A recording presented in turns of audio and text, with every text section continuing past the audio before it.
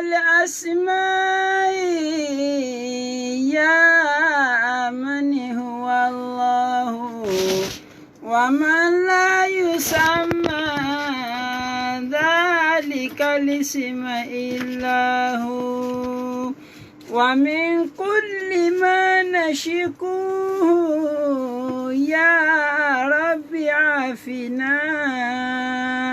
كأيوب إذ عافيته بعد بلواه فمن كان من ربي فإنك ربه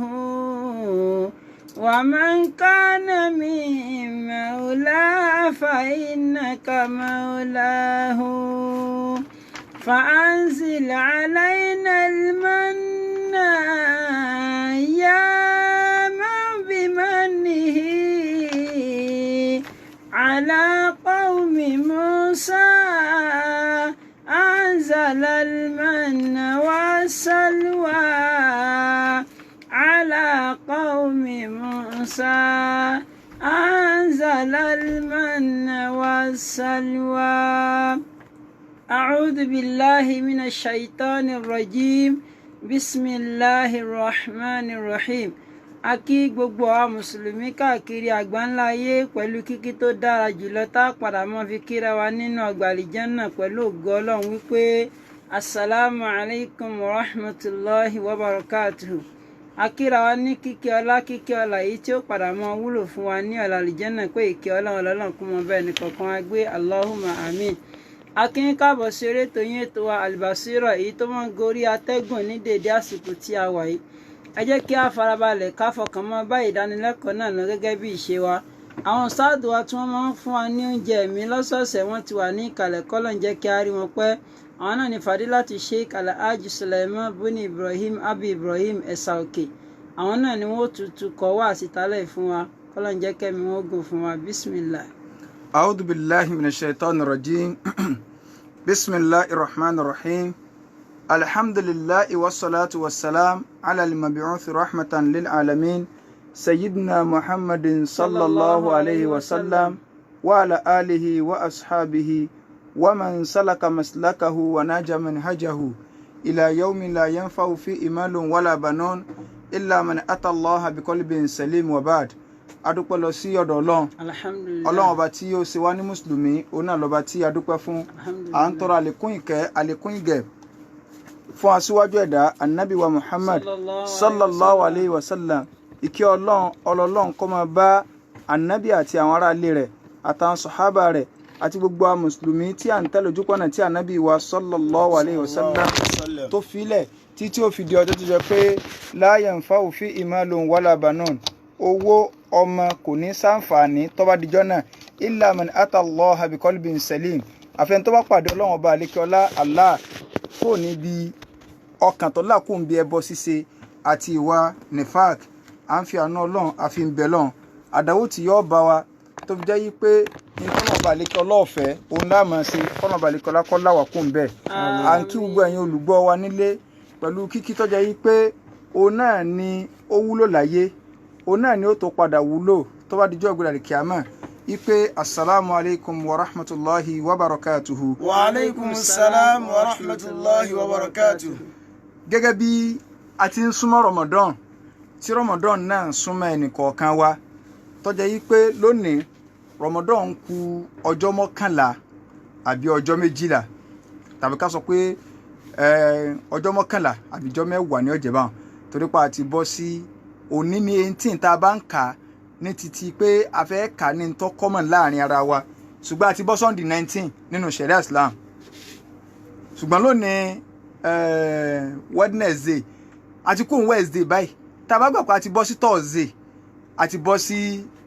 19 ṣùgbọ́n tá a bá gbà pé Wednesday la wà ká máa sọ̀rọ̀ ní tó fi yé wa ṣùgbọ́n ní Sharia Islam àti bọ́ síjọ́ Thursday ò ní èsì Wednesday mọ́ tá a bá ti lè kírun mọ́ngíríbì àti bọ́ ọjọ́ kejì nínú Sharia Islam. So Ramadan ó kù ọjọ́ 11 àbíjọ́ 10 so àfààní Ọlọ́run bẹ́ẹ̀ lọ́n ibi tó kù sí náà kọ́lọ́n balẹ̀ kọ́lá kọ́ máa pè lápàdá fẹ́ ní kọ̀ọ̀kan wa. Àmín. Àti ń súnmọ́ Ramadan ti ń súnmọ́ wa ìyẹn ni ó jẹ́ ká ṣàlàyé lórí pé síyámù Ramadan a ti ń sọ̀rọ̀ bọ́ tẹ́lẹ̀ yìí pé àwẹ̀ o bó la ṣe múra lẹ̀ dé o bó la ṣe gbá o bó la ṣe ṣùgbọ́n lónìí a sọ̀rọ̀ lórí àwẹ̀ Ramadan gẹ́gẹ́ nínú ntọ́jọ́ranyàn níjẹjọ́ a sọ fún wa pé ọ̀ranyàn mẹ́ta níbẹ̀ ntẹ́yàn sí lọ́ranyàn fúnra rẹ̀ yàn ntọ́jẹ́ yìí pé àsìkò ń ló fi sọ di ọ̀ranyàn so ntọ́ sì jẹ́ wípé kí lorúkọ rẹ̀ èèyàn dáràn kan òun làwọ̀ yẹn fi jẹ́ ọ̀ranyàn so gbogbo ẹ̀ ní a ti ṣàlàyé ní ìjẹjọ́ so ibi tá a ti wá gbé òun náà ní ibi ìtọ́jẹ́ wípé ó jẹ́ ọ̀ranyàn fún àsìkò òun náà ní Ramadan ọ̀ranyàn ló jẹ́ ní àsìkò rẹ̀ tá a mọ̀ sí oṣù ojú ọ̀run oṣù kẹsàn-án tí ń ṣe oṣù ojú ọ̀run àwa mùsùlùmí so tọ́jẹ́ pé náà ni a fẹ́ bọ́ sí báyìí kọ́nà balikọ́lá kójú kọ́bá aláyọ̀ àtàlàáfíà so kí ni ìdájọ́ gbígbà àwẹ̀ Ramadan jàmáà àwẹ̀ Ramadan tí ń bọ̀ yìí fún mùsùlùmí ọ̀ranyàn ni ọlọ́run ṣoore fánú Islam àwọn èèyàn máa sọ pé àwọn wà láwọn àsìkò àwẹ̀ kan tí wọn ò sì gbà tọ́jẹ́ pé olójú ẹni tó lè gbà kódà bí wọ́n bá kó èèyàn mẹ́wàá jọ mẹ́sàn-án ni ò ní gbà ṣùgbọ́n tí Islam ò rí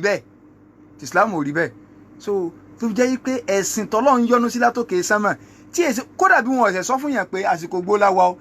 èèyàn gọ́mọ̀ pé àsìkò kí la wà o àsìkò Ramadan ó ní àsìkò tí ń bọ̀ yìí kí ni ìdájọ́ rẹ̀ ọ̀ranyàn ni o torí àwẹ̀ yẹn ń bẹ nínú Al-Qur'ani wa tọ́lọ́run fi sọ́dọ̀ ọ̀ranyàn mùsùlùmí agbọ́dọ̀ gbà yìí kí àwẹ̀ Ramadan ọ̀ranyàn ní gbígbà rẹ̀ lórí fáwọn wo lọ́jọ́ ọ̀ranyàn fún ala kulli muslimin gbogbo mùsùlùmí kọ̀ọ̀kan àwa tí máa ń tẹ̀yàn fi máa ń jẹ́ mùsùlùmí o ẹni tí èbá ṣe mùsùlùmí tí máa ń bá wa gbàwé ó fi panu ni o Islam ọ̀ràn o mùsùlùmí ni ọjọ́ ọ̀ranyàn fún o bákan náà báàlìgìn tó ti bàlágà àwa náà ti máa ń tí ń pè ní bíbàlágà ìyẹn tá à ń pè ní bíbàlágà náà ni kí wọ́n la kéèyàn ó ṣe kí ni o kó ti dé level ẹni tí ìwọ ẹ̀sìn òfin ẹ̀sìn tọ́jọ́ ọ̀ranyàn fún tó bá jẹ́ pọ́kùnrin ni yóò ti nǹkan ọmọkùnrin ti máa jáde lára rẹ̀ tó bá jẹ́ pọ́bìnrin ni òun náà ti máa ṣe nǹkan àlàáda rẹ̀ so nature tó lọ́n dámúbìnrin so Islam ló kọ́ wa mo sọ ní poli Ìbàdàn tá a ti ń bọ̀ ní ìsìn tá a ti lọ sí lecture yìí pé wọ́n èé pé Islam ò pè fáwa ní nǹkan oṣù torí pé kì í ṣe gbogbo obìnrin ṣe máa ń ṣe lóṣooṣù obìnrin tí ń ṣe lẹ́ẹ̀kan láàrin oṣù mẹ́ta ń bẹ ṣé ẹlẹ́ẹ̀kan láàrin oṣù mẹ́ta láàpẹ̀ bá ní obìnrin tí ń ṣe lẹ́ẹ̀mejì inú oṣù ń bẹ ṣé nǹkan fortnight láwọn àpè ní àbí nǹkan ọlọ́sẹ̀ méjì so rárá o àlàáda náà àbá wa táwọn àbá wa gán máa ń pè ní àlàáda obìnrin nature so nature tó lọ́n dámúbìnrin so ọ̀ranyàn ni kó bí o ṣe kò bá wà jẹ́ ẹ̀kan lọ́dún ní í ṣe kò bá jẹ́ méjì kò bá jẹ́ mẹ́ta lọ́dún ṣùgbọ́n kì í ṣe dandan kó jẹ́ oṣooṣù ntọ́ common jù ní oṣooṣù ni so tó wá jẹ́ kóbìnrin yóò rí nǹkan àlàáda rẹ̀ níta bá débẹ̀ nù tó ẹ pọ́kùnrin nǹkan ọmọkan máa jáde lára rẹ̀ so ó di méjì sọ ákìlín yóò ní làákàyè tí èèyàn bá sì jẹ́ obìnrin tí nǹkan ọmọ tí tálàdá rẹ̀ ó bá jáde àbọ̀jọ́kùnrin tí nǹkan ọmọkan ó jáde lára rẹ̀ tí ò tí ì máa sọ̀kọ̀ lálàá nínú àwọn àpẹẹrẹ tó lè rí tó bá ti lè pé 15 years ó rí nǹkan o kò rí nǹkan o ó ti bàlágà nù nínú ṣẹ̀ríà Islam tó bá lè pé 15 years ó rí nǹkan o kò rí nǹkan o ó ti bàlágà nù so ẹni táwẹ̀ Ramadan jọ̀ranyàn fún yóò jẹ́ ẹni tí ó jẹ́ mùsùlùmí tó ti bàlágà bákan náà ákìlín tó ní làákàyè tó ti hàn ákìlín ó ní làákàyè wèrè àwẹ̀ sọ̀ranyàn fún torí pé kò ní làákàyè wọn ò bá wí bí ẹ̀sìn so bákan náà sọ̀híhín tó jẹ́ ń tọ́lá láàfíà àwọn táwẹ̀ jọ̀ranyàn fún là ń sọ yìí o tó o bá ti bìlọ́ǹgì sí kanú tá à ń sọ yìí wọn ò pẹ́ sí di àwẹ̀ Ramadan o sọ̀híhìn tọ́lá láàfíà mukimin tọ́jú nílé tí èé sárìnrìn àjò àwọn tí àwẹ̀ jọ̀ranyàn fún láti kàn àkọ́kọ́ muslimin yóò jẹ́ mùsùlùmí ẹ̀kejì baaligin yóò ti bàlágà ẹ̀kẹta akilin yóò ní làákàyè so tẹ bá rí sẹ́wù kan tọ́láwẹ̀ Ramadan ní ṣe ọ̀ranyàn fáwọn pé àwọn ti kí ni o àwọn ti kọjá káwọn ọ̀gbàwẹ̀ ẹ sáà gbà pé wèrè ni torí pé lóòótọ́ ni ó ti kọjá akọ́gbà torí pé kò ní làákàyè kò ní làákàyè so tí ọba ti ń là ká ìfún òwúlẹ̀ sàwẹ̀ lọ́rùn ìyẹ̀fọ́ so tọ́lá àwọn sẹ́wọ̀n ká máa fi dọ́là o tọ́ dáadáa ńlẹ̀ Yorùbá yìí ẹ̀hànà pọ̀ ńlẹ̀ Yorùbá yìí yóò ní ọba ti wà sọ́lá ẹ̀ sì máa rí tí ọmọ jẹ lọ́sàn-án Ramadan yóò wà ní múrìdí tó bá sọ̀rọ̀ ipe sẹ́wù ń jẹ lọ́sàn-án Ramadan gbogbo bàdá tó bá ṣe láyé rẹ̀ wọ́n kọ́lẹ̀ fún pé ń jọ̀sán nínú àwẹ̀ nítorí pé ojújojú lọ ọ̀bátì ní làwọn sẹ́wù ń lò ọmọ tí ń jẹ wọ́kàn rí ló ń jẹ ni anabi gan gbààwẹ̀ sallallahu alaihi wasallam kò ló bátì ní nígbà táwọn bí o ti lò ń làwọ̀ òfin lò ibi tí o bá ti rí tiẹ̀ ọ padà ọmọ ọfẹ ìjọjọ lójú so yọ jẹun tó ńlá káì tó lálàáfíà tó kọlọ mọ fàìsàn sí wa yálà before Ramadan ni inú Ramadan ni lẹ́yìn Ramadan ni kọlọ gbogbo tó sì wà lórí ìdùbúlẹ̀ ẹ̀sán kọlọ nǹkan bá ní gbé wọn dìde wọlé àti kan so rẹ so àwọn táwọn Ramadan jẹ́ ọ̀ranyàn fún un ọwọ́ ni wà uwa rukunan min arkanil Islam orígun kan ló jẹ́ nínú orígun Islam so orígun márùn ní Islam ni èyí tọ́jà kọ̀ọ̀kan ń bẹ̀ òun náà ni gbígbà tọkàntọkàn kó kò sí ọba tí ìjọsìn tọ́ sí lóòótọ́ àyàfọ́lọ́n wa anna Muhammadan abduhu wa rasuluhu àti pé dájọ́ ànábì wa Muhammad ọba tá a la fẹ́ jọ́sìn fún ànábì ni ó mú adọ́dọ̀ rẹ̀ òjíṣẹ́ Ọlọ́run ni in tó bá jẹ́ fún aláàfíìsìn Ọlọ́run ọba rẹ̀ ìtumọ̀ láìláìlá tẹ́ ń sọ tí òye yín o ọwọ́ ń fi nǹkan míì tó jẹ́ pé ẹlòmíì ló mú wá ọwọ́ ń fi ń ṣe ẹ̀sìn tí wọ́n fi rán ànábì sọmọ kí tí wọ́n ti dákọ láìláìlá Muhammadu Rasulullah yẹn ni pé ìyẹn tànàbí mú wáyẹn tó wá fi ṣàlàyé fún ọ ló fi ṣẹ̀sìn ọba tíjọsìn tọ́ sí un orígun àkọ́kọ́ nu kí wọ́n tó máa korígun ẹ̀sìn yòókù lọ téèyàn ọba láǹbí alákọ̀ọ́kọ́ yín ní foundation ọ̀pọ̀lọpọ̀ wa ńlá àgbọ̀ alákọ̀ọ́kọ́ yé àwa ń lọ ń bọ́ síbi àwọn orígun yòókù tálákọ̀ọ́kọ́ yẹn ọba ti da òfurufú lọ mọ́lé lórí so òfurufú ilẹ̀ yẹn mọ́lé lórí ẹnìkan ní àwọn sẹ́wù tí wọ́n ń jọ̀sán lé ọ̀sáwẹ̀ wọ́n ní sẹ́wù jìlì jísù ni wọ́n ń yo ó kọ́ wọn gẹ́gẹ́ nu jìlì jísù so àwọn so òfurufú lè yàn mọ́lé lórí wọn. orígun kejì òun náà ni wa iqami ssalah kéèyàn gbérun dúró ẹ rí i pé wọn ò sọ pé Ọlọ́run ò sọ pé wà ssalah àti irun iqami ssalah àti Ọlọ́run náà máa ń sọ ní Al-Qur'an Karim gbígbérun dúró ìyẹn la fi ń ṣàlàyé lórí ọ̀rọ̀ láti yẹjọ́ ẹ̀ kó tó di pa bọ́ bí tá a bọ́ sí yìí gbígbérun dúró ìyẹn máa ń gbérun dúró ni tí a bá ní ẹ gbé nǹkan dúró wàá ṣe bó ṣe yẹ kó wà wàá dírẹ́sì ẹ̀ bó ṣe yẹ kó wà so kì í kàn ṣe pé kírun lásán wàá gbérun dúró pẹ̀lẹ́kọ̀ rẹ̀ májẹ̀mú rẹ̀ orígun rẹ̀ so òní wàá tẹ̀lé ìgbérun dúró ni wà iqami ssalah wà ìta ìzakat àti mímọ́ yọ zaka ó di mẹ́ta wà sawm Ramadan àti gbígbààwẹ̀ Ramadan tó jẹ́ pé ńlọdẹ sáà wá rẹ̀rí rẹ̀ inú Al-Qur'an Karim àbínú súnà nàbí wa Muhammad sallallahu alayhi wa sallam wọ́n ní ẹ̀rí ń bẹ́nu Qur'an tó ń tọ́ka sí wa pé ààwẹ̀ ọ̀ranyàn ni bákan náà súnà nàbí wa Muhammad sallallahu alayhi wa sallam ọ̀nà ẹ̀rí ń bẹ́ẹ̀ àpanupọ̀ àwọn àfáà gbogbo àlùmọ̀ pàtánà ní ẹ̀fẹ̀nu kò lé lórí ká lọ sínú Al-Qur'an Karim Suratul Baqarah ayai ó tún ti rógo báyìí àwọn èèyàn máa ka ni o ayai náà ni o àtẹ̀ntí ò tú dáadáa àtẹ̀ntí ò ní tú dáadáa kálukọ́ sáà máa ka ni kutiba alaykumus siyamu aya náà làwọn náà kà ọ́n ó tún ti bẹ̀rẹ̀ ẹsẹ̀ padà náà nù Suratul Baqarah aya 183 sí 185 kí lọ́lọ́wọ́ bá lékè ọlá wí ń bẹ̀. Ya ayyuhalladhina amanu. Ọlọ́run ni mo pè yín olùgbàgbọ́ òdodo. Kutiba alaykumus siyamu. Ọlọ́run la ṣe àwẹ̀ lọ́ranyàn fún yín. Kama kutiba ala alladhina min qablikum. Gẹ́gẹ́ bá a ṣe sí lọ́ranyàn fáwọn tó ṣáájú yín lọ ọ̀nà táwọn kan gbàgbà ń ló fi yàtọ̀ bí wọ́n ṣe gbà lọ yàtọ̀ ṣùgbọ́n àwọn náà gbààwẹ̀ àṣì lọ́ranyàn ẹn tó jẹ́ 40 bẹ́ẹ̀ ẹn tó jẹ́ kìíní kan bẹ́ẹ̀ ẹn tó jẹ́ pé ọ̀tọ̀ ní bí wọ́n ṣe jẹ sàárì àwọn kan bẹ́ẹ̀ tí wọ́n jẹ sàárì tó jẹ́ pé tí wọ́n ti sínú tó dijọ́ kejì nínú àwọn tó ti lọ so àwa náà àti àwọn kan náà gbà kọjá kì í ṣẹ̀yìn làkọ́kọ́ o kì í ṣe pa kórìíra yín o àṣì lọ́ranyàn fún yín bá a ṣe sí lọ́ranyàn fáwọn tó ṣáájú yín lọ. La'allakum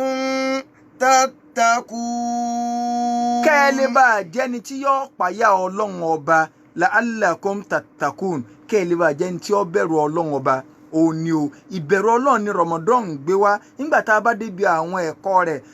a máa ṣàlàyé eléyàn Ọlọ́run wá ní ayyaman ma'dudat. Ayyaman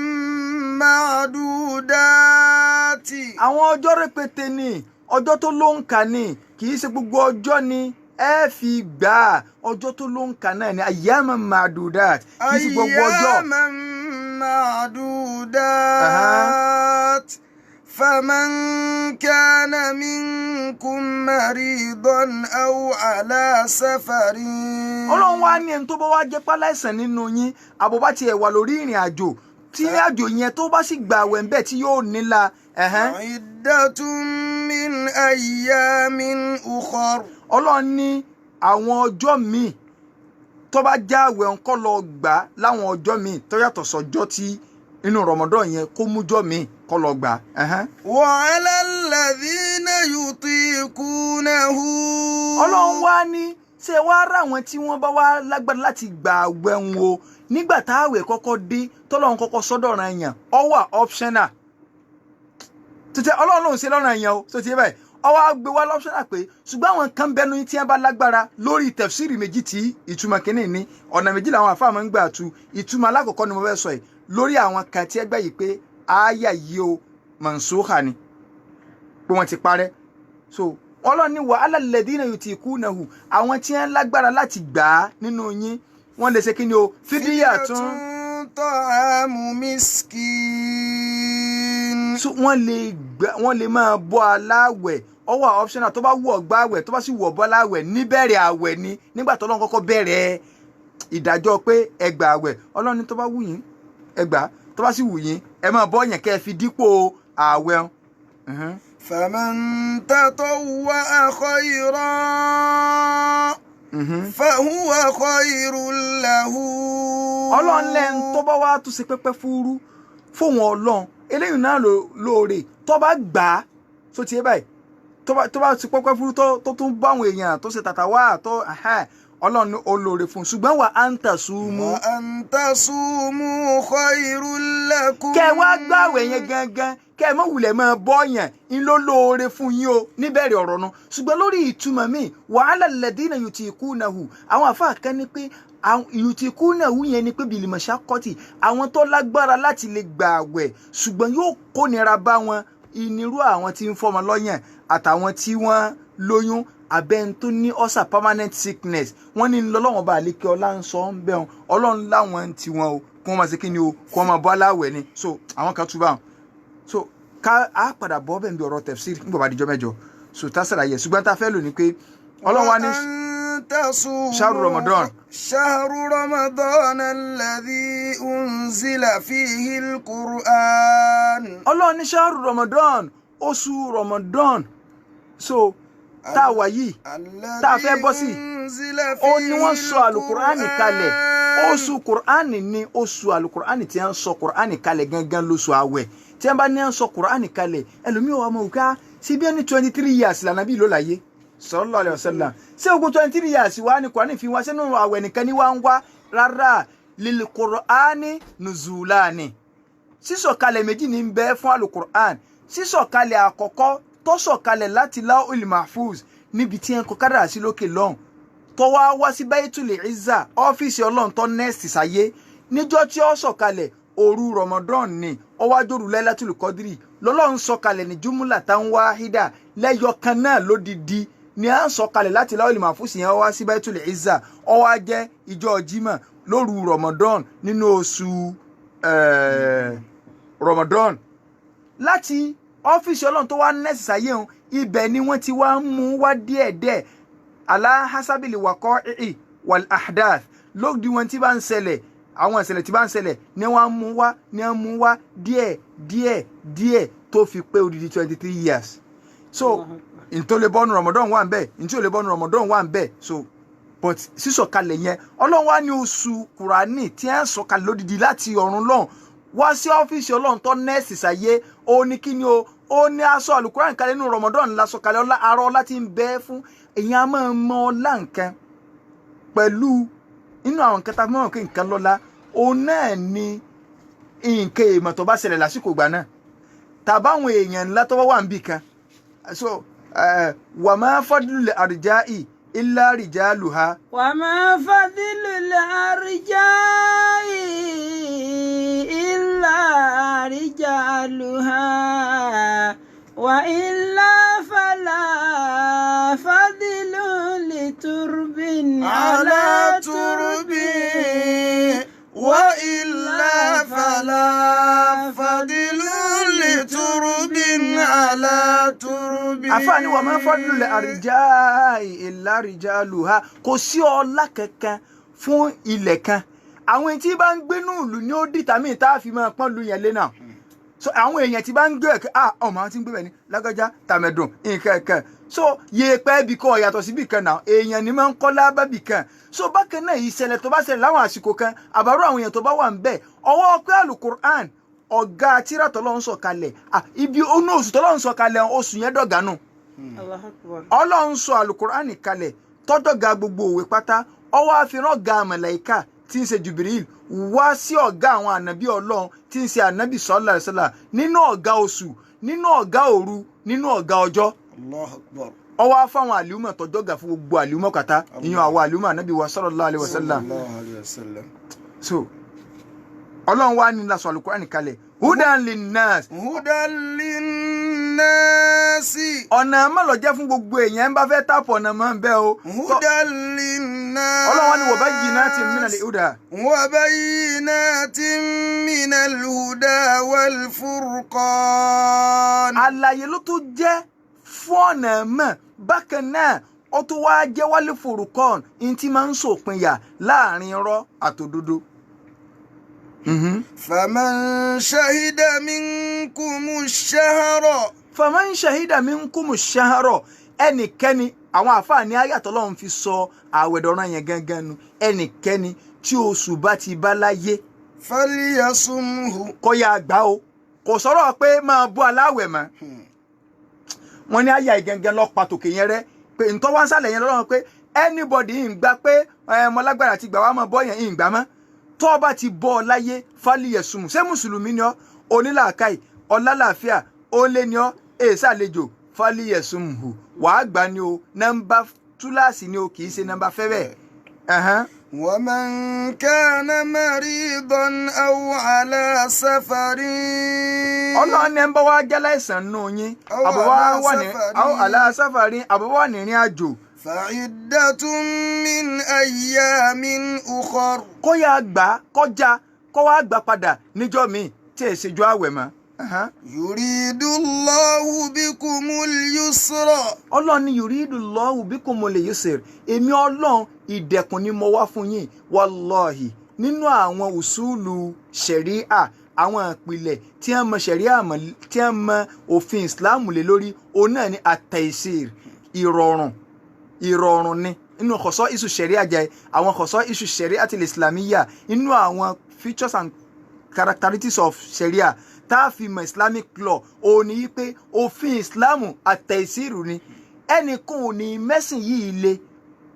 àyàfi kẹ́sìn ò borí ẹ̀ ìwọ́kọ́ ló borí ẹ̀sìn tẹ́ ẹ bá ti rí kankan kì í sáré ẹ̀sìn tíá òun ló mú tiẹ̀ wá tẹ́ ẹ bá ti ń sìn kankan kò sí lára ẹ̀sìn tíá yassiru wala tu'assiru ànábì ní ẹ ṣe dẹkùn ní ẹ má lè máa ń wo èèyàn ṣùgbọ́n àwọn èèyàn náà a máa ń ṣe definition tú ìṣàlàyé ẹ̀sìn ò túmọ̀ pé kéèyàn sọ tọ́lọ́run sọ pé bọ́lọ́run ṣe sọ ní ẹ bá ṣe bẹ́ẹ̀ Ọlọ́run ni ó jìyà mọ́ àwọn sọ pé ẹ mọ̀ tiẹ̀ sọ àwọn wà sí iná fún irọ́ wọn ò sí ànímọ̀ tó wà sí iná fún ọ ṣé méjèèjì kan ló wà nù Kùránì àti ẹ̀wọ̀ bí ọ̀rọ̀ kú bí ọ̀rọ̀ pa ájí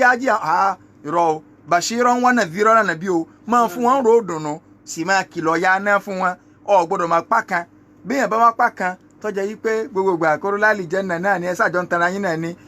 bí wọ́n mọ̀ dìde dúró máa yá dìde dúró ẹjọ́ ń tara yín nù ó mú kan nù báyìí jẹ́ kó gbogbo náà kan wọn náà ò mú méjèèjì ó ní tẹ̀síìrù ni tó o bá lọ wo òfin ẹ̀sìn pátá kò sí ní tó jẹ́ pé o lè compare with any other law láyé ọmọ bá ìsìláàmù pé ibi tọ́lọ́ ń fi dẹ̀kùn sí ni ìyìn tí wọ́n rò pé ó léun ọ̀gbọ́yé ni tó o bá gbọ́yé lọ compare rẹ̀ sófin mi wàláì tí ìsìláàmù ní ọ̀rọ̀ mo tún fọlọ́run ṣe lẹ́rìí nígbà tí ànábì ní káwọn èèyàn máa tí ọlọ́run ní káwọn èèyàn máa sopó obìnrin tọkọ rẹ̀ bá kú kó lọ oṣù 4 àtọjọ́ 11 àbí àtọjọ́ 10 pé kó lò lé tóbìnrin ká wá ní ìyá ọmọ òun kìíní kan mú lójú so kó lè tó ó ti ní fílìm pé òun ọ̀tọ̀ tí ro ànábì ní kí ló dé ìjọ wo síjọ wo ní tí Islam sọ ni pé àárín oṣù mẹ́rin yẹn kọ́ mọ́ sọ̀sọ́ kọ́ mọ́ lo nǹkan ọ̀ṣọ́ sí ìṣẹ́jú mélòó lọ́wọ́ á ti lò tẹ́tí àwọn pé ọ̀dà náà Sulaimon létí ro Sulaimon ànábì ní ṣe bí kó tó di pọ́lọ́ ń gbé mi dìde lójíṣẹ́ ṣe bọ́dún kan lẹ́ máa ń lò nù lé tọ́yìn tọkọ rẹ̀ bá kúnú ẹ̀yìn obìnrin ọdún kan lẹ́ lò ẹ sì máa fi bọ́tọ̀ ọmọ ìlú rárá ni tẹ́ fi ń dárò ọkọ yín Islam wá ní ẹ lo oṣù mẹ́rin àtọjọ́ mẹ́wàá láì fi nǹkankan kò sí pé fi bọ́tọ̀ ọmọ ìlú para èwo lọ́ọ́ dẹ̀jù nù rẹ̀ ọ̀yà kọ̀ǹpìà rẹ̀ kò gbọ́dọ̀ dánwò kò gbọ́dọ̀ lò ànábì ní kò gbọ́dọ̀ lò Ọlọ́run tún mú ń tọ́dẹ̀kùn wá ẹ tún wá ń wá ọ̀nà àlùmọ̀kọ́rọ́ ìkan Ọlọ́run fi sọ ń bí pé ààwẹ̀ tí mo ní ẹgbàá ẹ̀ yuridullahu bikumul yusr. yuridullahu bikumul yusra. Ọlọ́run ní ìdẹ̀kùn lèmi Ọlọ́run wá fún yín. wala yuridu bikumul usra. ìmọ̀ wá nira fún yín ẹ má rò kẹ́ kò yí sí àsìkò tá a wà ṣé ẹ rí ara Nàìjíríà tí ọba tiẹ̀ tó gbáwẹ̀ ó yẹ k'Ọlọ́run ó lè dọ́bù ya rẹ̀ torí pé gbogbo hours tá a fi ń gbáwẹ̀ bóyá lójú sótó 12 hours tá a fi ń gbáwẹ̀ tá a bá sọ pé ní ìsìn o ká sọ pé a stop sàárì o ọ̀yá ká sọ pé àti ẹ̀ stop ẹ̀ ní 5:20 lásìkò yìí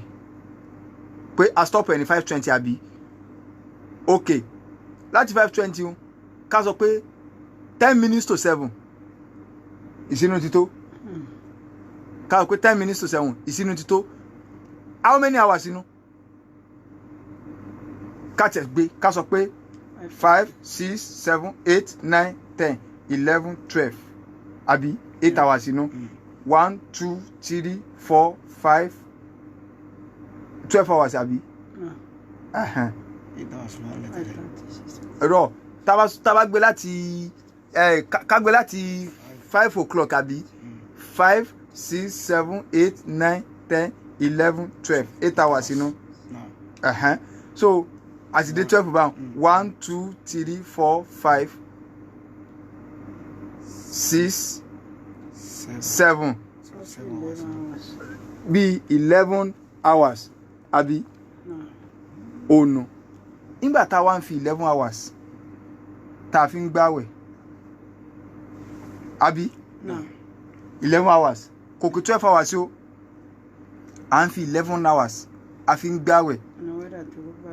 nínú wẹ́dà yìí tó tún bára mu ẹ jẹ́ wá lọ sí àwọn ìlú òyìnbó láwọn ibi tó jẹ́ pé ihun táwọn èèyàn fi ń gbáwẹ̀ láwọn àsìkò míì pẹ̀lú ògo Ọlọ́run ẹlòmíì ń lo 18 hours pẹ̀lú wẹ́dà burúkú tí ẹ fi ń gbáwẹ̀ àwọn kan bẹ gbogbo sàárì wọ́n jẹ sàárì àlùfájàrí ọ̀yọ́ kò ju 2 hours lọ nínú 24 hours ẹlòmíì fi 20 hours tí ẹ fi ń gbáwẹ̀ tí ẹ sì ń gbà ara Nàìjíríà tí wọ́n ń lo almost 12 hours or roughly 11 hours báyà mọ́ra wọn báwọn tí wọ́n ń lò tí ò pé 12 hours tán tí ò tún wá gbáwẹ̀ ẹ dákun ìdẹ̀kùn wo ló tó bá wọn táwọn èèyàn ń lo 18, 19, 20 hours so àwọn kan lè láwọn sínú ní 9 o'clock láwọn ìlú èbò wọ́n lè láwọn sínú ní 9 o'clock alẹ́ wọ́n lè ní àlùfájàrí ti yọ ó ti tó ní 11 alẹ́ 2 hours tí wọ́n sì gbọ́dọ̀ má gbà Ọlọ́run ní yuridullahu bikumul yusr. yuridullahu bikumul yusra wala yuridu bikumul usra walitukmilul iddata walitukabbirullaha ala ma hadakum. Ọlọ́run ní walitukmilul iddata. Ọlọ́run ní ẹ ka òǹkà àwẹ̀ tẹ́ ń gbà ẹ kà pé o tẹ́ ẹ bá ti wá kà pé tẹ́ ẹ gbà pé. walitukabbirullaha ala ma hadakum. ẹ wá máa gbókò èmi Ọlọ́run tóbi ẹ bá ti ń Allahu Akbar ká ẹ fi dúpẹ́ lọ́dọ̀ èmi Ọlọ́run lórí kí mo fọ̀nà mọ̀ yín tẹ́ ẹ ti ẹ̀ lè mọ̀ yìí pé ìsìláàmù lọ́nà tẹ́ ẹ lè mọ̀ pọ́ yẹ kẹ́ ẹ gbà àwẹ̀ fọlọ́run ẹ máa gbé mi Ọlọ́run tóbi lórí bí mo ṣe fọ̀nà mọ̀ yín o. la'allakum tashkurun. Ọlọ́run ní kẹ́lí bá wa jẹ́ tí ó máa ṣe kí ni o tí yóò máa dúpẹ́ lọ́dọ̀ èmi Ọlọ́run. So idan àrẹ́rì rẹ̀ nínú Al-Qur'an Karim ká wá bọ́ sí inú sunna nabi wa Muhammad sallallahu alayhi wa sallam nínú hadithi Talhat ibn Abdullah ó ní ana arabiyan Lárúbáwá oko kan ó wá bá nabi sallallahu alayhi wa sallam ó wá ń sọ pé ànábì fún mi nírò nípa ntọ́lọ́ ń ṣe lọ́ranyàn fún mi. Ànábì ní ó wá ń sọ fún pé nígbà tí ànábì bá sọ̀rọ̀ ànábì wá sọ pé nínú àwẹ̀ Ramadan Ọlọ́run ṣe lọ́ranyàn fún ọ àfi tó bá tún fẹ́ máa gba tàtàwá. Nínú àdìsí Talhat ibn Abdullah ó ní àdìsí Abdullah ibn Umar jẹ́ ànábì sallallahu alayhi wa sallam sọ yìí pé nínú àdìsí Talhat ànábì ní ṣáàrù nínú àdìsí Abdullah ibn Umar ó ní buniyal Islam ala khams àmọ́ Islam pa lórí nǹkan márùn ànábì wàá kà inú rẹ̀ òun náà ni ààwẹ̀ Ramadan òun ló wà. Ọlá tí wọ́n ń bẹ fún ààwẹ̀ Ramadan yìí ànábì sọ fún wa nínú àdìsí Abi Bakr ipe ẹjẹ ń sọ fún yín o ṣaharọ́ọ̀nì àwọn oṣù méjì kan bẹ o la yanqusani wọn ò lè dínkù láìláì. Àwọn àfáà ní kí ni ìtumọ̀ la yanqusani àwọn kan ní ìtumọ̀ rẹ̀ ni pé oṣù méjèèjì tí kan bá jẹ́ 29 ìkejì ó jẹ́ 30 méjèèjì ò gbọ́dọ̀ jẹ́ 29. Àwọn kan ní ìtumọ̀ rẹ̀ kọ́ àwọn kan ní ìtumọ̀ rẹ̀ ni pé ṣaharọ́ọ̀nì la yanqusani àwọn oṣù méjì tí mò ń sọ yìí tí wọ́n bá dínkù la yanqusani ládàá àwọn òdìkù wájú Ọlọ́run ládàá odidi oṣù òdìkù wọn ò bá àmọ́ pé kọjá 29 odidi ládàá gbà kò sì dín ládàá yín kù. Àwọn sí olórí tẹ́ bá ṣe ń bẹ̀ kì í sáàbọ̀ lẹ́ẹ̀mọ́ gbà odidi ni. Kí náà ní oṣù méjèèjì náà ànábì ní ṣáàrọ̀ ìdín àwọn oṣù tá a máa ń sọdún nù rẹ̀ ni òun náà lóṣù àwẹ̀ àtòṣù iléyá. So in táwọn àfà tí wọ́n ṣàlàyé fún wa ni nínú ọlá tí ń bẹ fún oṣù Ramadan. Abu Hurairah radiyallahu anhu ó ní ànábì sallam sọ yìí pé idha dakhala shahru Ramadan futihat abwabu sama tóṣù Ramadan bá ti dé báyìí bí ijọ́ mẹ́wàá lónìí àbí ijọ́ mọ́kànlá táwa ti di pé wọ́n rọ́ṣù báyìí Ọlọ́run ó ní wọ́n sí gbogbo ilẹ̀kùn sánmà lẹ̀ ilẹ̀kùn àlìjẹ́nnà wọ́n sílẹ̀. Wa ghulliqat abwabu jahannam gbogbo ilẹ̀kùn jahannama ó di gbígbá pa. Wa sulsilati shayatin inú riwaya mi wa suffidat maradata shayatin ànábì ní Ọlọ́run ní wọ́n wá lọ dè àwọn olórí kunkun èṣù mọ́lẹ̀ àwọn ọ̀gá lọ́gà wọ́n ó dè wọ́n mọ́lẹ̀ kì í ṣe gbogbo èso àwọn olórí kunkun inú wọn àwọn èèyàn ńláńlá bí àwọn president inú wọn governors àwọn federal honorable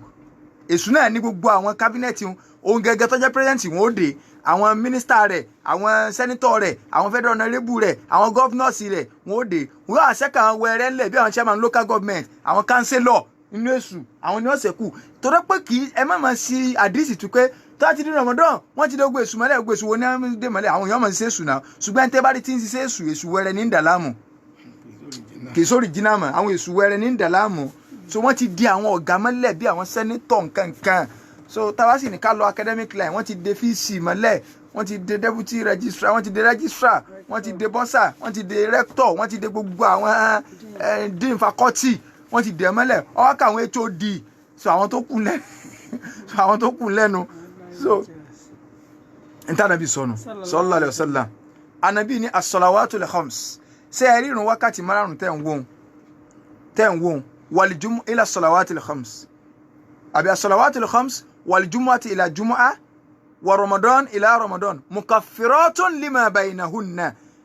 idha ijtanibatil kaba'ir ànàbí ní ṣe ẹ̀rí ìrun wákàtí márùn jimá kasi jimá mi Ramadan kasi Ramadan mi Ọlọ́run ó fi máa pa ẹ̀ṣẹ̀ èèyàn rẹ́ ni opportunity ní Ramadan ti tó ń bọ̀ fún wa yìí tẹ́lẹ̀ bá ti bá wa láyé wọ́n ti bá ní fi pa gbogbo ẹ̀ṣẹ̀ ń tá a ṣe lọ rẹ́ ẹni tí Ramadan ilé ọba láyé wọn ò lè bá parú rẹ̀ rẹ́ àǹfààní ni táàmù bẹ́lọ̀n pé kọ́lọ́mọ̀jì ọba wa láyé so ànábì ní ìdàjútúni bá ti lè kàbáhìrì téèyàn bá ti jìnnà sáwọn kàbáhìrì ẹ̀ṣẹ̀ so kí wàá láàfin mọ̀ kí Ramadan yẹn ó ti wọlé tó fi dọ̀ràn yẹn fún wa àwọn àfáà jẹ́ kó yá pé ìkànnú àlámọ̀rí méjì òun láàfin mọ̀ kí Ramadan ó ti wọlé ó sì ti dọ̀ràn yẹn àkọ́kọ́ ni ru'yatul hilal rírí oṣù kárọ́sù ńlá àfihàn torí pọ́lọ́ ń sọ kẹfà máa ń ṣe ayédàmí nǹkan mu ṣàárọ̀ ẹni tó bá ti rí oṣù nù yín tàbí ẹni tó sùn babaláyé falyasumhu kó yá gba àwẹ̀ wọn o. Abdullah ibn Umar ọ̀là bí ẹ̀sán sọ yìí pé idha ra'aytumuhu fasumu tẹ́ ẹ bá ti rí ń tà ń sọ yìí fasumu ẹ yá gba àwẹ̀ ni o ẹ gbà o kẹgbà. Wa idha ra'aytumuhu tẹ́ ẹ bá sì tún ti rí tẹ́ ẹ bá ti rí padà fa afutiru ẹ yá túnú ẹ túnú fa in gumma alaykum ṣùgbọ́n tí ó bá wá dàrú mọ́ yín lọ́wọ́ tí kùrùkùrù bá bojú sánmà mọ́ yín lọ́wọ́ fakidiru lahu ẹ yá sòǹkà rẹ̀ tí kùrùkùrù bá bojú sánmà á ṣàlàyé níjọ́ mẹ́jọ torí pé yóò lè fresh yóò lè súnmọ́ torí pàṣẹ ní Wednesday kan sí ká tó kan Ramadan so a lè ṣàlàyé pé ok irú ìjọba yìí so à ń bọ̀ ń bẹ̀ àti tí máa ń dàrú náà ro oṣù àkàrọ̀ asọ́bà so anabi wa ni nínú hadith Abdullah ibn Umar míì náà tá a tún rí ó ń ṣe Ọlọ́run sallallahu alayhi wa sallam anabi ní aṣáárù hakadha ṣe rí tí a ń pè ní oṣù ó ń ṣe Ọlọ́run ní aṣáárù tisirun wa ishiruna layla ṣe rí oṣù 29 ní o 29 lóṣù o kẹ́ẹ̀tẹ́ tí ẹ gbọ́ o anabi ní 29 ní o ìnìpìlẹ̀ rẹ o fala tasumu hatta tarawhu ẹ gbọ́dọ̀ gba àwẹ̀ tẹ́ fi rí ń tà ń sọ yìí kí ni ń tà ń sọ oṣù ni o fa in gumma alaykum anabi ní tí kùrùkùrù bá bójú sánmà mọ́ yín lọ́wọ́ fa akmilul iddata ẹ wá ka òǹkà náà 30 kẹ́ẹ̀ka pé 30 ó ń sọ Ọlọ́run ti yanjú rẹ̀ ìmọ̀tẹ̀lẹ̀ súnà bí wákàtí amádápẹ́ ayé tó dojúrú ẹjọ́ ayé kọ́ ẹjọ́ ayé kọ́ Ànábì ló sọ̀rọ̀ tẹ́lẹ̀ ò gbà àfi tẹ́ bá tẹ̀lé lẹ̀ tó lè ayé tó dojúrú ẹjọ́ ayé kọ́ Ànábì ló sọ̀rọ̀ tẹ́lẹ̀ ò gbà àfi tẹ́ bá tẹ̀lé kẹ́ tó lè sìn. àfi tẹ́ bá tẹ̀lé kẹ́ tó lè sìn. àfi tẹ́ bá tẹ̀lé kẹ́ tó lè sìn. wàhálà tí ń ṣẹlẹ̀ ńlẹ̀ Yorùbá yìí àwọn àáfàá wọ ọ̀tẹ̀lẹ̀ súnà lòdì wà lọ pọ̀ ọ̀rọ̀ oṣù ọ̀fà wàhálà kàkàrìrì kálukú wá jànà bí ilẹ̀ kálukú wà máa ran rí màkà mí àwọn oúnjẹ tí ó ti máa jókòó báyìí nìsín wọ́n lè ti máa mú déètì bóyá Jímọ̀ tí ń bọ̀ lẹ́yìn ilé ní Jímọ̀ tí ń bọ̀ lọ́kìnrin ẹ̀yà kan ké látẹnu àṣẹ àwọn àbá wa wọ́n sọ pé jọba ìlàkà àṣà mú ń bò lànà bíi ti sọrú ẹ̀ sẹ́ ẹni mọ̀jà nàbí lọ ní ayé tó dojúrú ẹjọ́ ayé kọ́ Ànábì ló sọ̀rọ̀ tẹ́lẹ̀ ò gbà àfi tẹ́ bá tẹ̀lé lẹ̀ tó lè sìn. ayé tó dojúrú ẹjọ́ ayé kọ́ Ànábì ló sọ̀rọ̀ tẹ́lẹ̀ ò gbà àfi tẹ́ bá tẹ̀lé kẹ́ tó lè sìn. àpẹẹrẹ tá a fi mọ̀ pé èèyàn ọ̀gbẹ̀sìn yìí ní kọ́ ọmọ bèrè pé ẹgbọ́n ń jó déètì jó lábẹ́rẹ́ àwẹ̀ kì í ṣe mùsùlùmí tó gbádùn ní sọrú ẹ̀ àfẹ́ ìdákun ẹ̀ ń tẹ́ bá wò àwọn ní astronomy kí ló kà wà tá astronomy àlòsí Ọlọ́run sọ̀rọ̀ kalẹ̀ Ànábì ní ẹ máa gbọ́ aṣáárù ṣẹ́ẹ̀rí oṣù tis'un wa ishiruna laylatan 29 ní 29 fala tasumu hatta àdìsí tí mò ń sọ yìí Bukhari gbà wá wala tasumu ẹ gbọ́dọ̀ gbààwẹ̀ hatta tarawu tẹ́ fi rí tọ́bọ́ ní ìmọ̀ ayé òde òní àdìsí ju ìmọ̀ ayé òde òní lọ. sallallahu alaihi wasallam. ọ̀rọ̀ oṣù kò nídìí òun fi microscope ká bọ́ọ̀n lọ́n ti irinṣẹ́ kan bọ́nú sẹ́mà lọ́nlọ́n ó ní Saudi náà máa ń ti bọ́nú sẹ́mà kí ló wá kèmí àti Saudi pé Saudi ti bọ́nú sẹ́mà Saudi tẹ̀ lófin náà bí wọ́n bá fi wá àwọn fi ń wá ni wọn ò pìdítì ẹ̀ lẹ̀ tí wọ́n bá sì pìdítì ẹ̀ lẹ̀ tí wọn ò bá tẹ̀lé Saudi Ọlọ́run ò so wá mọ́ Saudi níbi ọ̀rọ̀ ẹ̀sìn Islam yìí kò so wá mọ́ ìlú kankan ìlú tọ́lọ́run so wá mọ́ níbi wọn ti tẹ̀ láti Ọlọ́run Saudi lè kọ̀yìn sànàbí táwọn náà ti ẹ̀ ń kọ́ dáadáa nígbà tí ẹ̀dá kùkẹ́ aládé níbo wọn ti gbá nàbí dẹ̀ ṣe bí inú wọn náà ni àwọn wo náà lọ́ọ́ kọ́ tako tí wọn náà wọn tako ó sì á di wàhálà Ọlọ́run ò so wá mọ́ ìlú kankan títí bá ńlá ti sọ pé wà máa ń fọ́dúró àrìjá yìí lárìjá lù á ìlú kankan ọ̀lọ́lá àwọn tí bá ń gbé bẹ̀ ni àwọn sàbí lọ́lá torí pé wọ́n tẹ̀lé ànàbí ni sallallahu alaihi wasallam tí wọ́n tẹ̀lé ànàbí ni so oṣù kọ̀fà wàhálà ilẹ̀ Yorùbá ẹ̀ jẹ́ agbẹ́sìn yìí àtẹ̀lọ́ ànàbí mọ̀ ẹ̀yin bàbá wa ẹ dákun àbú yín à ń bẹ̀ yín ni pé ẹ jẹ́ àtẹ̀lá kọ́ọ́lẹ̀ ní títí àkọ́ ẹ má gbọ̀pọ̀n ẹ̀yẹrìn jáde mọ́ ẹ má ní a máa wo ẹ̀bùsùpá kan ṣe ń lọ ẹ̀kan fagi lọ́wọ́ kí ló kà wá àti igi tó fà lọ́wọ́ alánàbí ti sọ̀rọ̀ kalẹ̀ so ànábì tí sọ̀rọ̀ tẹ̀lé ò gbà àfi tẹ́ bá tẹ̀lé kẹ́tọ́. kẹ́ wá lè mọ̀ wípé àìtẹ̀lọ́rọ̀ ànábì òní ẹ lọ́nu sọ́ìlì Bukhari hadith 1913 tẹ́ ẹ bá lọ́nu Muslim náà hadith 1080 ó wà ńbẹ̀ ànábì ní inna ummatun ummiya ṣe rí mi tẹ́ ń wé ìmọ̀ kọ lánà kìtùbù ànábì ní ìmọ̀ kọ wàlà nahsib ìsìmọ̀ǹkà ìmọ̀ òǹkà ìmọ̀ mathematics ìsìmọ̀ kọ ṣùgbọ́n o kò burúburú in tí mò ń sọ ìdánilójú ni lórí ọ̀rọ̀ oṣù aṣáàrù hákàdá wà hákàdá ànábì ní sẹ́ rí oṣù bó ṣe lè rí ni ìmọ̀ kọjá 29 tàbí kọjá 30 inú ìwáyà dísì ànábì kọ́kọ́ báyìí ọkọ̀ báyìí ó tún kọ́kọ́ lẹ́ẹ̀kẹta ọwọ́ àti àǹtàǹpàkò rí pé ká sọ pé ọba tiẹ̀ létí ṣé bọ́ ń gbọ́ òun rí jẹ́ ń fún ọ ní sign language ànábì lọ́kọ́ sí sign language ọwọ́ ní sọ oróṣù ó ní báyìí ó ní báyìí ó ní báyìí ọwọ́ akátàpàkòkò ọjọ́ 29 ìpìlẹ̀ rẹ̀ nu mọ́lò nǹka mọ́lò sáàbù ẹni tó fi bẹ̀rẹ̀ ni pé inna ummatun ummiyatun lánà kìtùbù wà lánà àṣìbù lo calculation lo pé òṣùpá kan rìn àbí kan ṣe ànábì ti sọ lẹ́yìn bàbá wa ẹ tẹ̀lé pé ayé tó dojúrú ẹjọ́ ayé kọ́. ẹjọ́ ayé kọ́ ànábì ló sọ̀rọ̀ tẹ̀lé ó gbà àfi tẹ́ bá tẹ̀lé kẹ́tọ́ lè sinmi. ẹn tó lọ́ọ́ rán sí àánú ó ti ṣàlàyé ilẹ̀ báwọn so tá a bá wá rí bàbá wa rọ́ṣù pé wọ́n ti rọ́ṣù o oṣù ti Ramadan tá a bá ti rí ẹlẹ́rìí ẹyọ kan péré tó sọ fún wa pé ó ti rọ́ṣù tó jẹ́ ohun déédéé àwọn àfáà ní àgbà wọlé tó bá di pé kílẹ̀ rí wa Abdullah ibn Umar ó ní tàrọ́ annasu al-hilal àwọn èèyàn lọ wá oṣù tàrọ́ annas kálukú fẹ́ wóṣù pé jẹ́ á lọ wo kálukú lọ wò ó lọ́dún náà farọ àìtùhù èmi lọ́lọ́run wá ní rí fa akhbartu rasulallahi sallallahu alayhi wa sallama mo wá sọ fánàbí pé mo ti rọ́ṣù fasọ́ọ́mọ̀ wa amara nasa bisiyamihi ànàbí sì gbààwẹ̀ ó sì ní káwọn èèyàn lọ gbààwẹ̀ àwọn àfáà ní ìbẹ̀rẹ̀ nu tó bá wá jẹ́ pé parí àwẹ̀ ńkọ́ wọ́n láàní gba ẹ̀rí ẹnìkan àfi kó jẹ́ méjì ìbẹ̀rẹ̀ àwẹ̀ ò ní pọ́blẹ́mù bíi ìparí wọ́n ní kílẹ̀ èdè tẹ́ fi sọ bẹ́ẹ̀ wọ́n ní táwọn rí ni pé àdìsí Abdurrahman ibn Zayd ibn al-Khattab ó ní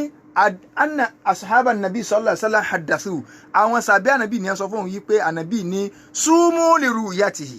ẹ máa gbà àwẹ̀ tẹ́ ẹ bá ti rọ́ṣù wa afutiru li ru'yatihi sẹ́rà àwọn bàbá wa tí wọ́n ń sọ gbẹ̀ náà tí wọ́n máa ń ka útúbà jímọ̀ wọ́n ń ka àdìsí yìí o wọ́n mọ̀ ká qala Rasulullahi sallallahu alaihi wasallam súnmú li ru'yatihi wa afutiru li ru'yatihi ẹgbà àwẹ̀ wọn bí wọn ò ní tú ni o bí kìíní kẹ́ni o ìyẹn tí wọ́n ń kà náà làwọn náà ń tú yìí o yóò wá di parí útúbà wọn ní lọ́dún yìí mítìnì tá a ṣe mítìnì wo tẹ́ ẹ ti ka súnmú li ru'yatihi inú útúbà ṣé torí pé àwọn èèyàn ọmọ túmọ̀ rẹ̀ táwọn èèyàn ń ṣe ámì láti fi ń ké fún wọn náà gbogbo ẹ̀yin tí wọ́n sọ pé aránṣù tó mọ̀ ní wọ́n ti sọ pé déètì báyìí ní èwo làwẹ̀ àgbà ajá àbálẹ̀ àwẹ̀ ajá àbálẹ̀ tí wọ́n máa sáré jí akáàkí kí ni wò múra alẹ̀ sí kí ni wò múra alẹ̀ wọ́n sọ pé tó bá lọ́ndì 29 bí ayé ṣe ń gbà náà báwa tá a kéré ìgá ṣe gbọ́njú bá náà ṣé bí gbogbo yín náà gbọ́njú bẹ́ lẹ́yìn ń gbòòrò ní déètì jáde tí wọ́n mọ̀ láago kí wọ́n ti rọ́ṣù wọn orí o wọ́n ti kíní kan kódà mọ̀ máa wẹ̀ dùn gbogbo ìdáyìn kakùn pọ́blẹ́mù inú Islam ní provision fún nǹkan kọ̀ọ̀kan àìgbádùn ló jẹ́ mọ́ kakùn problem wọ́n lẹ́nu wo kò síbẹ̀ lẹ́nu wá tí wá ń kò àtijọ́ máa kí súrì papọ̀ lágbàáyé ńgbà súrì bá tó l'Amẹ́ríkà àwọn ó kí ìṣá ìbá tó Nàìjíríà àwọn ó kí àwọn kèèkà súrì báyìí láwọn ìlú mi àwọn kan ti kíṣà ìta àwọn kan ti fẹ́ kásùbà lágbàáyé ńgbà òtún lọ́rọ̀ kálukú ló kíhun ó sì lẹ́nu ó kò ń bi eléyùn so wọ́n lánàá bí sọ pé ẹ gbà àwẹ̀ tẹ́ bá ti rọ́ṣù ẹ túnú tẹ́ bá ti rọ́ṣù wá ń sùkú làhá oṣù náà ni ẹ fi máa pẹran léyà o ànábì sọ báwọn. sallallahu alaihi wasallam oṣù ní kẹ́ fi máa ṣe kíni ní kẹ́ fi máa pẹran iléyà ànábì wa ní fa in shahida shahidani tẹ́ ẹ bá wá rí ẹlẹ́rìí méjì fasumu ẹgbààwẹ̀ wà áfútìrú ẹ sì túnu. Àwọn àfáà ní àdísì tó gbẹ́lẹ́rìí méjì wà níbẹ̀rẹ̀ àti parí nù. Nígbà tá a ti wá rí àdísì Abdullahi ibn Umar tó jẹ́ pé níbẹ̀rẹ̀ àwọn nìkan ló darí tó sì sọ fún Ànábì. Àwọn ará àdísì pé nìkan darí ní parí ajá yí pé níbẹ̀rẹ̀ àwẹ̀ a lè gbẹ̀rí ẹnìkan ti parí kó sì mọ wà bẹ́ẹ̀ tọ́ra ààrẹ rí mi tó gbé kó ń bẹ̀. Ní táwọn àfáà fi mú un pé ẹyọkan níbẹ̀rẹ̀ méjì ní ìparí. So àwọn àfáà aládìsí ló lè yanjú ọ̀rọ̀ súnà náà ló fi yanjú ọ̀rọ̀ ẹ̀sìn torí pé túmọ̀ la ilaha illallah kò sí ọba tí ìjọsìn tọ́ sí àyàfọ́ Ọlọ́run wa anna Muhammadan Rasulullah ànábì òjíṣẹ́ Ọlọ́run yẹn ni ó ṣàlàyé ọba tí ìjọsìn tọ́ sí yẹn bó ló ṣe sìn kò ṣe jádànù súnà náà bí ó ṣe bá bínú súnà náà bí ó ṣe dìtẹ̀ bàbára ní tó ń bínú súnà wèrè ni wọ́n ẹ fún wa lágbo mu. Bàbára ní tó ń bínú súnà wèrè ni wọ́n ẹ fún wa lágbo mu. Bàbára ní tó ń bínú súnà wèrè ni wọ́n ẹ fún wa lágbo mu. àfààní fàìdá nùbú wàtúlàm yanal kàdíyà uha. فإذا النبوة لم ينل كدياؤها فالأكل لا يهديك قط سبيلا. فالأكل لا يهديك قط سبيلا. فالأكل لا يهديك قط سبيلا. tó o bá ti lọ táàpù mọ̀nà rẹ láti bi ọ̀rọ̀ ànábì làákà ò lè jẹ́ ọmọnà láìláì ọkàn máa dàgbà ẹ̀rú ni ẹ̀ń tá a bá wò ẹ̀ń tẹ́ni wọ́n bá kò lórí kíni lórí òdo kí lẹni yóò kò sí lórí ìntọ́ wà nù ṣẹ̀ríà ìsìlámù nù sumu li ru'yatihi wa afutiru li ru'yatihi. àwọn àfáà wa ní man ra'a al-hilala wahdahu tó bá jẹ́ pé wọ́n nìkan lọ dárosù àwọn èèyàn wá ní àgbàṣe ọlẹ́nu gbọ́lẹ̀ kẹrọ yìí àgbọ̀gbọ́ oṣù wo lórí ìríkùrí lórí ebi náà pọ̀ kí n dájọ́ rẹ̀ apá kan àfáà ní irú ẹni yẹ̀sùmù idha ra'a hilala Ramadan wa yuftiru li hilali Shawwal sirran li alla yukhalifu al-jama'a ẹ máa wọn kan apá kan àfáà ní irú ẹni yóò gbààwẹ̀ Ramadan tó bá jẹ́ pé ti parí ni yóò túnu ṣùgbọ́n yóò lọ dá tú ni nígbà jẹ́mọ́ ò ti bá lọ òun yẹ kínú ń bẹ fún àmọ̀dájú ń bẹ fún orí ni yóò wà lọ dá túnu ń kọ̀rọ̀ yóò wà báwọn jẹ́mọ́ lọ yídì papọ̀ yóò ṣe ń kọ̀rọ̀ ni o torí tiẹ̀ ti dá lójú ṣùgbọ́n yóò wà báwọn jẹ́mọ́ sí papọ̀ nípa pé àwọn iṣu tá à ń fa ẹ̀wọ̀n nǹkan kò fàjà permanent láàrin ara wa orí àwọn ẹ̀kíní ni kọ̀ọ̀kan fa wàhálà ó ṣe á di wàhálà tó bá wọn ìwọ ti rí ọgbẹ́ biru yatihi pẹ̀lú nítorí yẹn ni wàlá yaftiru illa ma anna ṣùgbọ́n tó bá jẹ́ pé parí ni kò gbọ́dọ̀ túnú eléyìí ọ̀lọ́ akálàṣe Imam Ibn Taymiyyah àwọn tánà bí dọ́gbọ́ sọnù ṣùgbọ́n àfáà ní òun ti rí ó ti rámọ̀dájú ó dá lójú kì í ṣe pé ń rò so pé kò papọ̀ mọ́ra wọn so ibi tí a dá dúró sínú ibẹ̀ náà láti gbé níjọ́ mẹ́jọ pé ṣé tí ìlú kan bá rọ́ṣù sọ́kàn gbogbo ìlú yòókù báyé sí ìlú jára kára wọn ní ìsìn wọ́n ti rọ́ṣù ní Malaysia kéèyàn mọ jí ara Malaysia ní ìsìn pé wọ́n ti rọ́ṣù àwọn tí wọ́n ti bọ́ sásùn bá ṣé wọ́n wà sí ní ẹ̀fì jù á lọ kọ́ wa ní rọ́ṣù ní Malaysia síbá òun lẹ̀ ti lójọ́ Wednesday lọ tẹ́lẹ̀tẹ́lẹ̀ already so gbogbo àwọn nǹkan tí Facebook ọ̀ dà lẹ́ǹgbà míì yóò tún dẹ́sìn rú máwọn èèyàn lọ́wọ́ ni a wà clear rẹ̀ èwo la fẹ́ ṣe ṣé Sultan la tẹ̀lé ni àbá bàbá wa nílẹ̀ Yorùbá èwo la fẹ́ ṣe ta ni ká tẹ̀lé ta lọ tẹ̀lé súnà àbí Saudi pé Saudi ni àwọn afáàn súnà kan náà wọ́n ti rọ́ṣùn Saudi ara ìgbẹ́sí yẹn náà ni kó tún máa tẹ̀lé Saudi náà so a ṣàlàyé rẹ̀ pé lẹ́rìí ni so ṣùgbọ́n tó dá lójú ni pé ayé tó dojúrú ẹjọ́ ayé kọ́ ẹjọ́ ayé kọ́ ànábì ló sọ̀rọ̀ tẹ́lẹ̀ ó gbà àfi tẹ́ bá tẹ̀lé ká tó lè sinmi. so àwa tí a bá ní ìbéèrè kí a pè wá sórí ẹ̀rọ ìbánisọ̀rọ̀ ṣùgbọ́n síwájú kó tó di pa pè wọlé so pẹ̀lú yọ̀ǹda t'Ọlọ́run a ti sọ fún wa ní ìjẹ́jọ́ wípé ájí ọdún ó ti sú ọ pẹ̀lú yọ̀ǹda t'Ọlọ́run kọ́nà balẹ̀kọ́lá kó ṣe rán ìfẹ́ ní kọ̀ọ̀kan wa gbogbo àwa tá a bá fẹ́ lọ ájí rọrùn iléeṣẹ́ Al-Maruf Olúyọ̀lé ájí umra so káwa máa sanwó wa bẹ́ẹ̀ ó ti sú ájí olówó ni ó ti sú ọ pẹ̀lú yọ̀ǹda t'Ọlọ́run àwa tá a ti sanwó wa tá a ti ń san lọ wẹ́rẹ́wẹ́rẹ́ seminar wà fún wa níjọ́ Sunday pẹ̀lú yọ̀ǹda tọ́lọ́run Sunday tá a dojúkọ yìí so ní iléeṣẹ́ wa ní iwájú ilé pọ́lá sheu ní aago 10 àárọ̀ pẹ̀lú yọ̀ǹda tọ́lọ́run so kí a yọjú síbẹ̀ gbogbo ẹni tó bá sì ti sanwó mọ́kà rẹ̀ tó rí opportunity àti ètè lọ gba abẹ́rẹ́ COVID-19 kó ètè lọ máa gbà ó nínú àwọn alálàájì àwọn èèyàn kọ̀ọ̀kan ti ń gbà so kó náà yóò ti lọ gbà torí bọ́ọ̀ gbà lọ ni ò bá rọ̀kọ̀ lè kó ẹni tó sì tẹ̀fẹ́ gba fọ́ọ̀mù náà kọ́kàn sí wa nílé epo ọlá ṣéwù yẹn ní opposite ibẹ̀ tàbí ní ẹ̀gbẹ́ ilé epo Dimbas ní olómi ìyànà ṣéwù complex tó wà ń bẹ̀ á ti rí signboard alimaruf ń bẹ̀ so kákàn sí wa ní ibẹ̀ so kọ́nà balẹ̀kọ́lá kọ́ sànù ẹnìkọ̀ọ̀kan wa kó ṣe ájì ní ìrọ̀rùn fún wa aráàlú òyìnbó náà tó náà bá fẹ́ lọ a máa ń ṣe láti Nàìjíríà so pẹ̀lú yọ̀ǹda tọ́lọ́run tí yóò sì pàdé wa lọ́hùn tí ò ní sí wàhálà inshallah ta'ala àtàbá ní ìbéèrè 08121 024846 òní nọ́mbà tí a pèsè láàrin ìṣẹ́jú méjì 08121 náà hello salamu alaikum naam hello wa alaikum salam wa barakatuh naam láti muslim náà o fẹ́ bẹ̀rẹ̀ pàtàkì lẹ́bàá tó ń pa pé ṣàdúrà àti tẹ́wọ́ ṣàdúrà àti fọwọ́bọ́jú. ọ wà nù súnà ká tẹ́wọ́ tá a bá fẹ́ ṣàdúrà ṣùgbọ́n máa fọ́ra jù ní òsì mbẹ́ àfàwọn àzìkárù tá a bá fẹ́ ṣe bóyá a fẹ́ sùn tí islam ní ká sí àwọn àzìkárù sọ̀wọ́ ká fi rajú ṣùgbọ́n tọ́ka ti mọ́ra nílẹ̀ yorùbá lásán ni pé tá a bá tẹ́wọ́ àdúrà báyìí a ò pín sáwà kálófìfo ni kálukọ́ kan kó mọ́ra so yín ò sí nínú sunna nabi wa muhammad sallallahu alayhi wa sallam ṣùgbọ́n inú ẹ̀kọ́ ni pé ká tẹ́wọ́ ìyẹn máa ń ṣàdúrà yóò tẹ́wọ́ ni sọ́lọ̀ náà. hello salamu alaikum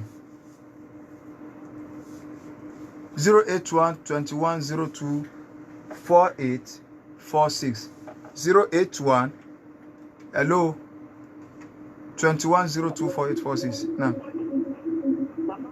Wa alaikum salam. Yes. Ẹ bá lò ń tẹ́ fi ń gbọ́ wa. Ẹjọ́ ìbéèrè tí mo fẹ́ béèrè ni pé téèyàn bá bímọ tó bá lóun ò pe àáfà ẹjọ́ pé ó wà ní sínú bẹ́ẹ̀.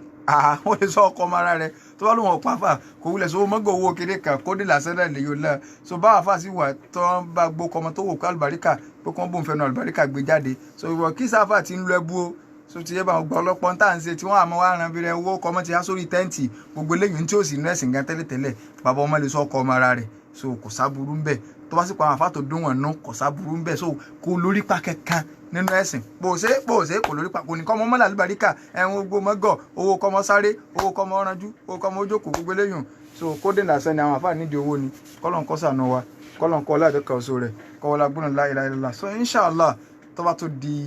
ọjọ́ mẹ́jọ a tún máa pàdé so lórí ètò yìí ọjọ́ mẹ́jọ yẹn náà ni Wednesday to last nínú oṣù Shaban tá a fi wọ Ramadan ká sì má gbàgbé yìí pé tó bá ti ń di 4:30 ní gbogbo inú Ramadan ní iléeṣẹ́ amútajérò ní òru ní 4:30 òun náà ni wáàsí albasiro òní yóò máa wáyé pẹ̀lú yọ̀ǹda tọ́lọ́n kọ́lọ́n balẹ̀kọ́lá kí ọ sọ wájú inú Ramadan lọ oṣù sẹ́ni oṣù ìbádà ni kọ́lọ́n kó fún wa ní okun àtagbára tá a fi ṣe oṣù ìnáwó ni kọ́lọ́n kó bo ẹnì kọ̀ọ̀kan aláṣẹ́rí kọ́lọ́n kọ́ láti kọ̀ sọ̀rọ̀ la hawla wala quwwata illa billahi al-azim. Ramadana èyí tó ń bọ̀ lọ́nà. Ramadana èyí tó ń bọ̀ lọ́nà. À ń bẹ̀ lọ́hùn pé kó bá wa láyé. À ń bẹ̀ lọ́hùn pé kó bá wa láyé. Zulijalali wal kirami. Zulijalali wal kirami. Sáwádé bẹ́ẹ̀ kájú gbaná lọ. Sọ̀wádé bẹ́ẹ̀ kájú gbaná lọ. Alhamdulillahi rabbil alamin. Adúpẹ́ fún Ọlọ́run tí ó jẹ́ kí ètò tálẹ̀ kó ṣeé ṣe. Àwa tí a jọ mú ètò tálẹ̀ wá ṣe tí gbọ́ wa àfáwa Abdulsalam Tirimidi Al-Aswadi àjọ ń bẹ nínú ilé agbára ń bí ni. Bákan náà amójú ẹ̀rọ wa omidan Bukola Lawal ọlọ́wọ́ bọ́tìnì wa lálẹ́ nìyẹn. Àwọn sáàdù wa tí wọ́n kó wa wá síbí àwọn náà nífẹ̀ẹ́ láti ṣe Sulaimon Ibraheem Esa Oke. Tá bá ní ìbéèrè kan àbí kejì tá fẹ́ bí wọ́n lẹ́yìn ètò yẹ ká pọ̀n sí ẹ̀rọ ìbánisọ̀rọ̀ yìí 070-1064-39 ká gbọ́ lẹ́ẹ̀kan sí 070-1064-39 atọ́kùn ètò látara náà ni Ridwanullahi Muhammad Jamiu aka mọ́jì ó bàjẹ́ oníwọ̀ká súnà. Ìpàdé tún di ijọ́ mẹ́jọ pẹ̀lú ògo Ọlọ́run. Ma'as salam.